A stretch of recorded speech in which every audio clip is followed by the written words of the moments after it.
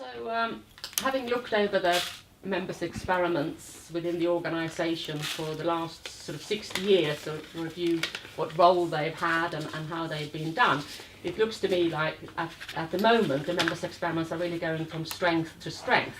Perhaps you could just outline a bit what you're packing up at the moment and what the experiments are for this year, 2019.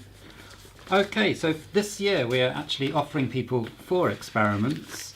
Our first experiment is we're getting people to look at ways of improving the germination, particularly of round peas, of the older heritage varieties of peas, which can be tough to germinate. And that's a nice experiment because it can be done very quickly. People have asked whether they can have something quick that they can do in schools. And secondly, we are looking at ways of attracting predators into people's gardens to control aphids. And so we're looking at a number of different plants, and we're packeting up Phacelia seed here. And we're looking at quite a few other things as well. We're looking at coriander, which when it's bolted is very attractive to hoverflies. Looking at fennel, looking at buckwheat, and we're also looking at sweet alyssum, which is a thing that a lot of people grow on their rockeries. Yeah, and that's nice to hear, because indeed when we asked the members, I think we had a big sort of feedback session at the AGM last year. We asked members to put forward lots of ideas about experiments going forward, and I think actually growing plants to attract predators, particularly for aphids, was one of the suggestions made, basically. So that's nice that that's already been incorporated this year. That's a nice one as well, because we actually went and talked to Warwick University as well about what sort of things we could do, and that's one of the things that came up. So yeah, it's a nice one. It ties into the science and to what the gardeners want. Yeah. The third experiment we're doing is getting people to give their soil a really good sort of health checkup. They're going to sort of really have a look at their soil in detail. And I'm really pleased with this one because it's something that's people have found that's been really popular. We've had record numbers of sign-ups for that, over 400 people. So it's good that people are really taking an interest in their soil, because that's really the sort of heart of the organic system, to have a look after your soil. So that's good, because there's a lot of sort of guides which are aimed at farmers on how to look after your soil, but then it might tell you sort of how to plough your field afterwards. And so we're making this into a guide which is much more friendly for gardeners. And the last experiment we're doing, which is quite an interesting one, is we're going to be looking at how to grow lentils. There's a company called Hodmedods which have shown that you can actually produce lentils commercially in this country, and so we're going to try some of those varieties in people's back gardens. All right.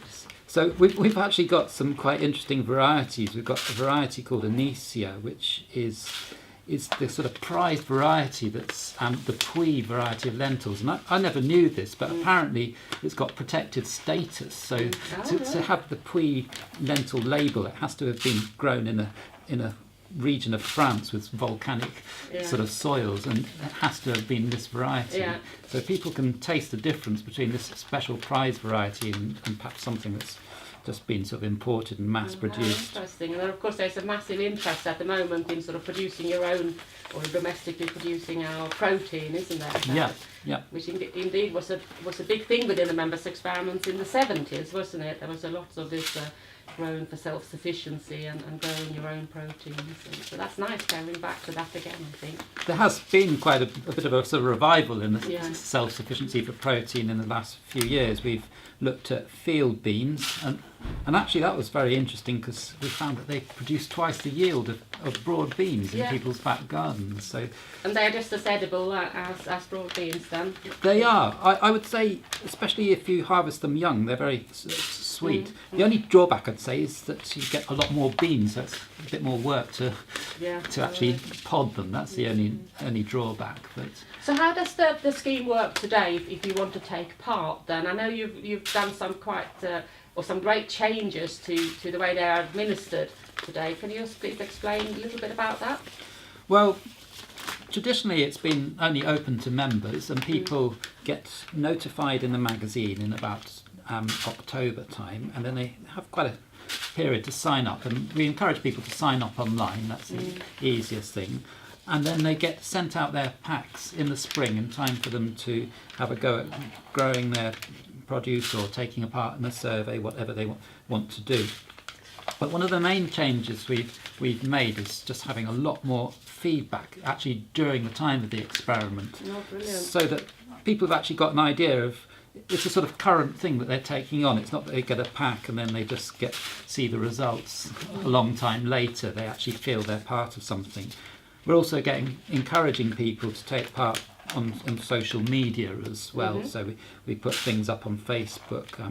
We've been doing that as well to encourage people to sign up as well, putting little things to tempt them into signing up, a few sort of interesting facts and things. And do you still get schools as well as individuals taking part? Or? Yeah, we do get some schools as well. Allotment groups as well. We've had quite a few sort of allotment groups. They sort of asking if they can have 7 or 8 packs at once. So that's and how do they then feed back the information or the results?